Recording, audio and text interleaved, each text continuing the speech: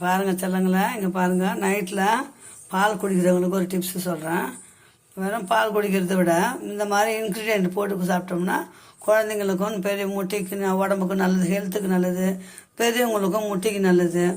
இப்போ ஒரு செவ்வாழை, புரியுதுங்களா, ஒரு செவ்வாழை எடுத்துருக்கேன், ஒரு 6 பேரிச்சம்பழம் எடுத்துருக்கிறேன், 2 பேருக்கு உண்டானது இது.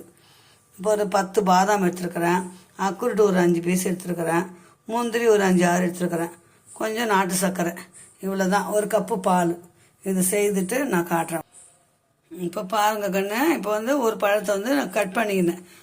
கட் பண்ணிக்கிட்டேன். ஃபஸ்ட்டு என்ன பண்ணணும்னா இது எல்லாத்தையும் ஒன்று ஒன்றா போட்டு போட்டு போட்டு மிக்சியில் பேரிச்சம்பழத்துக்கிற கொட்டையை எடுத்துடணும். கொட்டையை எடுத்துகிட்டு அதில் போட்டு எல்லாம் ஒட்டுக்க அரைச்சிக்கணும். அரைச்சிட்டு அதுக்கப்புறம் அதிலே பழத்தை போடணும். பழத்தை போட்டு அரைச்சிட்டு கொஞ்சம் எல்லாம் சூடாக இருக்கணும். பால் போட்டு அடிச்சுட்டு கல்கண்டும் வெள்ளை கல்கண்டு இருந்தால் வெள்ளை கல்கண்டு போடலாம். அப்படி இல்லைங்களா, இந்த நாட்டு